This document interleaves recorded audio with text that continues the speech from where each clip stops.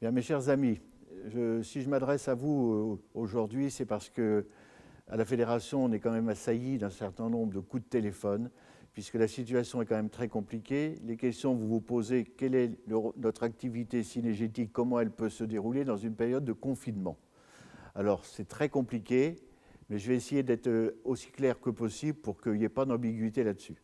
Alors, n'oublions pas d'abord, nous sommes dans le cadre d'une crise sanitaire grave. La Covid, ce n'est pas une rigolade. Tout le monde a l'air de s'en foutre un peu, mais ce n'est pas une rigolade. Quand vous avez des proches de votre famille qui sont touchés, vous comprenez ce que ça veut dire. Donc là, d'abord, c'est très sérieux. Alors, notre activité chasse dans ce domaine-là. L'activité chasse nécessite des déplacements. Si on respecte la règle du confinement, on ne peut pas se déplacer. Face au confinement, la Fédération nationale et même notre fédération, on a interrogé les autorités. Qu'est-ce qui va se passer si on ne régule pas les espèces qui aujourd'hui causent des dégâts? Si on ne chasse pas, on va voir la facture au printemps prochain. Si on doit réguler, le faire dans quelles conditions? On a posé la question au gouvernement et aux autorités préfectorales.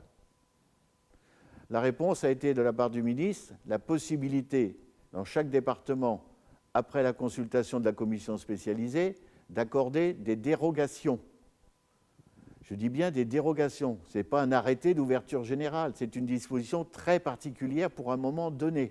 Les régulations, elles concernent les espèces qui causent des dégâts aux cultures et qui posent des problèmes à la régénération de la forêt. Pour les cultures, principalement le sanglier. Pour les forêts, principalement les cervidés, cerfs et chevreuils. Donc il nous est demandé, dans le cadre d'une mission d'intérêt général, ce n'est pas une chasse-plaisir qu'on nous donne. Dans le cadre d'une mission d'intérêt général, il faut réduire ces populations qui causent des dégâts. Parce que je le rappelle, chers amis, c'est quand même nous et vous qui payons les dégâts. Je ne vais pas vous rappeler la facture de l'année dernière, 1 400 000 €. Donc il faut qu'on prenne nos dispositions pour réguler ces espèces. Bien entendu, les gens qui ne veulent pas aller chasser pour des raisons diverses, raisons de santé, d'âge, etc., on ne peut pas les obliger. Mais puisque la possibilité est donnée aujourd'hui au monde de la chasse d'obtenir cette dérogation pour diminuer les populations des espèces que j'ai citées tout à l'heure, il faut qu'on fasse le boulot.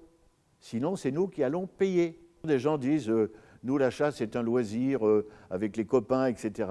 On n'est pas dans cette situation-là. Même aujourd'hui, dans votre vie privée, elle a complètement changé. Vous ne recevez plus vos amis, vous ne voyez plus vos petits-enfants, etc. Il faut bien se mettre ça dans la tête, c'est la chose la plus importante. On est dans une situation exceptionnelle. Alors, si vous ne voulez pas chasser, vous ne chassez pas.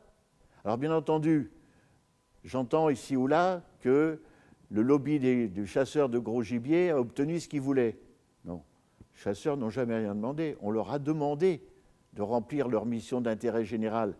Alors, certains disent que c'est un piège, d'autres peuvent dire aussi « Enfin, nous sommes reconnus dans notre rôle de gestion des espèces ». Il est évident que cette deuxième vague de la Covid-19 n'est pas gérée de la même façon que la première. Le gouvernement a voulu quand même ménager une partie économique parce que le réveil va probablement être très dur. Alors, bien sûr, on a des exemples partout. On a les grands commerces qui sont ouverts, les petits commerces qui sont fermés. Là, on a une dérogation pour le sanglier et les cervidés, et puis les chasseurs de petits gibiers, les chasseurs de migrateurs terrestres, les chasseurs de gibier d'eau ne peuvent pas y aller. Bon, c'est un choix que le gouvernement a fait. Ce n'est pas la fédération qui l'a demandé. En plus, puisque je viens de citer les chasseurs de gibier d'eau, ils n'ont pas de chance. Ils cumulent les doubles peines. C'est qu'en plus, aujourd'hui, notre département est en risque élevé sur la grippe aviaire. Qu'est-ce que ça veut dire? C'est que tout déplacement d'appelant est interdit, tous les transports d'oiseaux sont interdits, ce qui fait que toutes les chasses pour les oiseaux sont interdites. Alors il y a des exceptions dans cette dérogation. C'est au-delà du sanglier et des cervidés, il y a les espèces qui occasionnent des dégâts, ce qu'on appelait autrefois les nuisibles. Sur cette liste d'espèces qui causent des dégâts, il y en a 2 qui font l'objet d'une attention particulière à la demande du monde agricole avec lequel nous travaillons de concert là-dessus. C'est les corvidés et le pigeon ramier, qui pourront être régulés également à partir de postes fixes réalisés de la main de l'homme. Pour les autres espèces qui causent des dégâts, le piégeage est autorisé.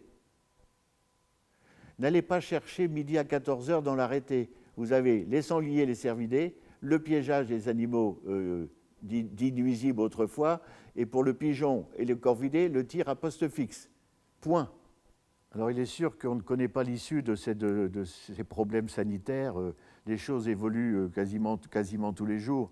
Donc les actions que la Fédération nationale mène ou que nous menons dans les fédérations, bien entendu, au fur et à mesure, nous vous tiendrons au courant de l'évolution s'il y a des déblocages qui se font ou si peut-être demain, il y a des complications par rapport au confinement.